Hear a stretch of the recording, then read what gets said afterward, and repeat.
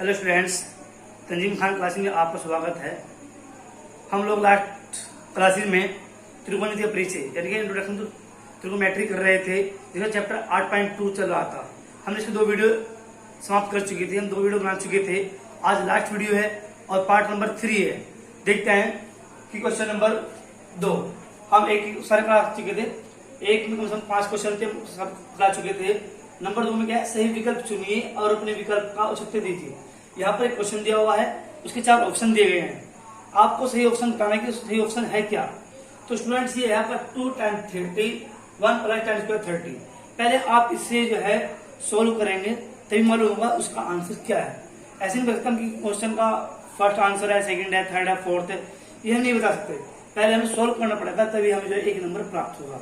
ये बोर्ड के एग्जाम में बहुत आता है स्टूडेंट्स, ये क्वेश्चन बहुत आते हैं कि जो होते हैं सही विकल्प चुनने के लिए आते हैं। ये आपका देखते हैं हम क्या करेंगे। सबसे पहले 2 इंटू 10 30। स्टूडेंट मैंने कई बार आपको बताया भी है कि जो है त्रिकोणमेट्री की जो टेबल है वो आपके याद होनी चाहिए। 10 30 का लेते हैं 1/√3 1 प्लस 10 30 का स्क्वायर 1/√3 का होल स्क्वायर। तो स्टूडेंट ये जाएगा 2/√3, ये जगह 1 प्लस 1 √3 का जो वर्ग होता है, स्क्वायर जो होता है वो ओनली √, हो जाता है, यानी कि 3 हो गया। तो स्टूडेंट्स आप 2√3 इसे क्या कर लेंगे, 3 3 और 1 4 4/3। तो स्टूडेंट हमने आपको पहले बता रखा कि क्या होता है कि A/B और C/D क्या होता है कि वहां पर ये जो लास्ट वाली चीज है वो ऊपर पहुंच जाती है 3, और ये आपका 4/√3 हो जाएगा। तो स्टूडेंट 2 इंटू 3 को लिख सकते हैं √3 इंटू √3। स्टूडेंट 4 इंटू √3 √3 से √3 और 2 दूनी 4। तो स्टूडेंट ये आपका आ गया क्या है, √3/2। अब स्टूडेंट्स ये किस चीज की वैल्यू होती है, √। हम किताब देखते हैं स्टूडेंट्स, ये आपको आपकी स्क्रीन में जाएगा क्वेश्चन कि sin 60 cos 60 tan 60 sin 30। तो हम देखते हैं sin 60 की वैल्यू होती है, क्या होती है, ये sin 60 यानी कि आपका ऑप्शन नंबर फर्स्ट आपका सही है, एक्यूरेट है। तो ये आपका क्वेश्चन सोल्व हो गया। तो स्टूडेंट्स हम सेकंड क्वेश्चन देखते हैं। आपका सेकंड क्वेश्चन इसने दिया है, क्या दिया है कि 1 माइनस 10 स्क्वायर 45 1 प्लस 10 स्क्वायर 45। तो स्टूडेंट देखते हैं क्वेश्चन क्या है। अब 1 माइनस, अब आपको मैंने पहले बताया है कि आपकी वैल्यूज याद होनी चाहिए, ये टेबल याद होनी चाहिए। 10 45 की वैल्यू बहुत आसान होती है, सबको मालूम है 1 और 1 का स्क्वायर 1 प्लस 1 का स्क्वायर। तो स्टूडेंट 1 माइनस 1 का स्क्वायर क्या होता है, 1 होता है, 1 प्लस 1। तो स्टूडेंट्स ये आपका कट जाएगा माइनस प्लस 0/2। अब क्या करें स्टूडेंट्स, 0/2 क्या होगा, आपका आंसर 0 होगा। अब हम देखते हैं इसके विकल्प क्या है इसके स्टूडेंट्स। आपका 10 90 1 sin 45 या D0। तो आंसर स्टूडेंट इसका D आ जाएगा। आपका आंसर D, क्योंकि इसका 0 आ रहा है, D हो जाएगा। स्टूडेंट्स आपको जो है विकल्प आपकी स्क्रीन पर दिख रहे होंगे, आप देख सकते हैं कि इसका आंसर आपका जो है 0 आ रहा है। तो स्टूडेंट हम थर्ड क्वेश्चन देखते हैं। इसका थर्ड क्वेश्चन जो दिया है इसने, sin 2a 2 sin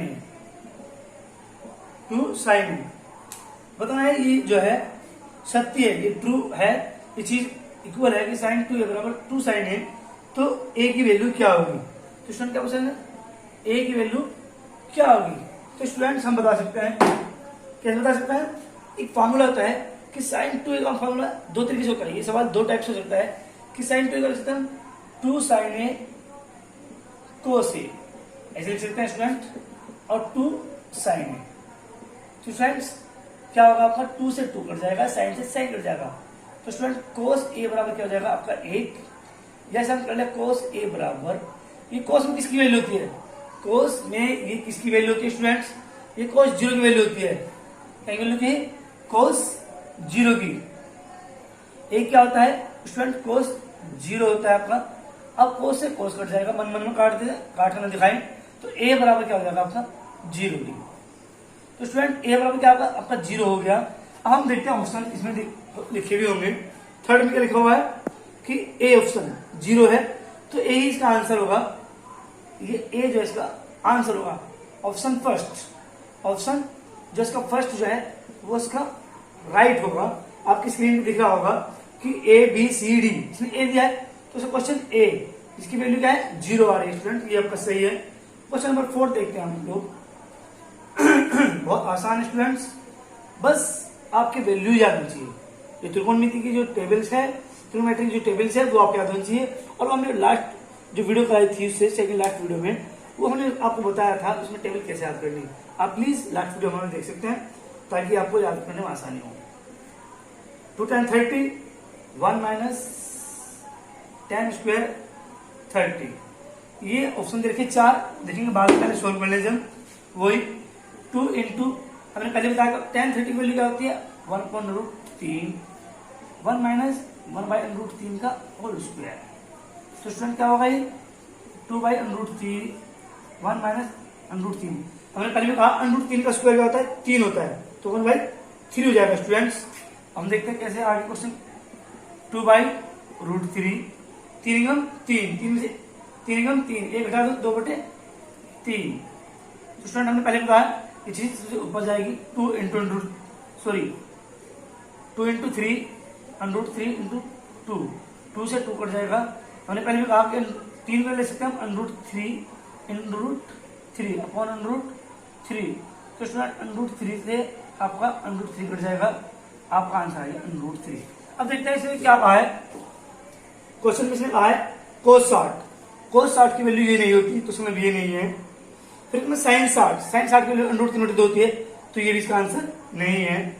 फिर में tan 60, वेरी गुड, ये आपका थर्ड ऑप्शन जो आपका सही है, क्योंकि tan में tan 60 की वैल्यू होती है √3 होती है, ये आपका आंसर होगा।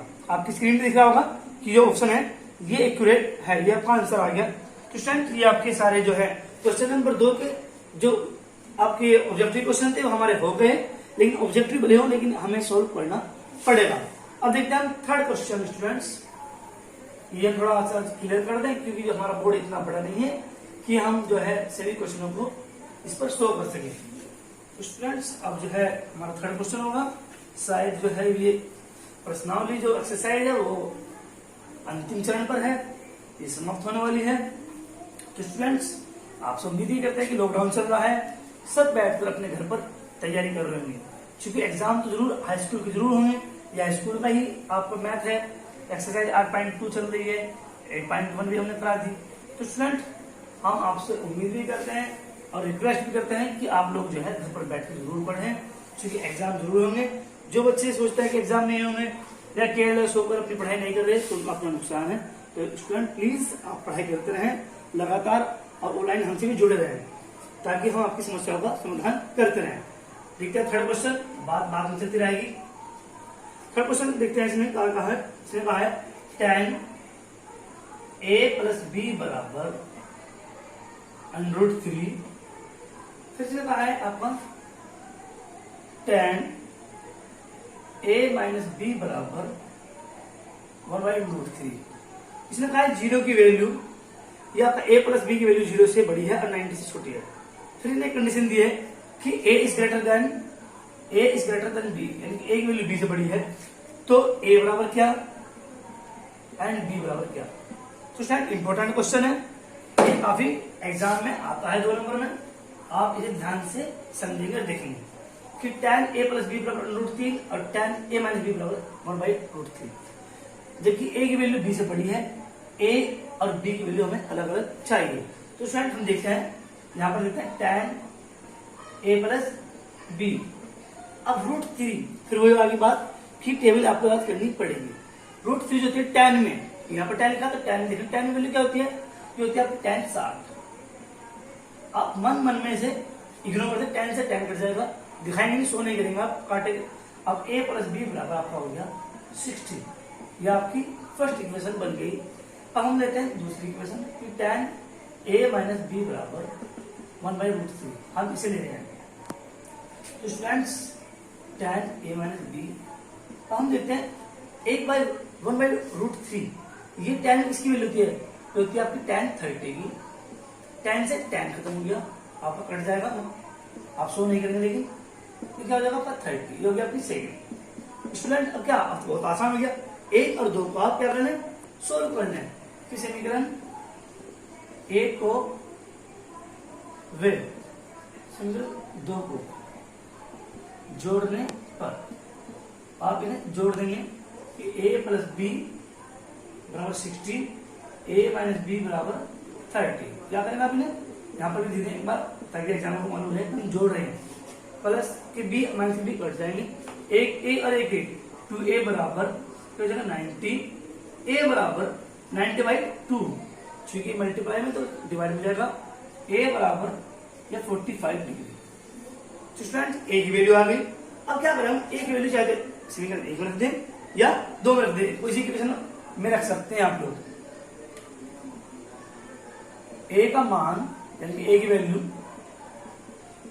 समीकरण 1 में यानी कि इक्वेशन फर्स्ट में रखने पर यानी कि पुट आउट करने पर हम रख लेते हैं कि a प्लस बी बराबर है आपका 60, जबकि a की वैल्यू 45 आई है, प्लस b बराबर 60, b बराबर ये पॉजिटिव आई मीन प्लस में है तो क्या हो जाएगा माइनस में 60 माइनस 45, b बराबर 15 डिग्री।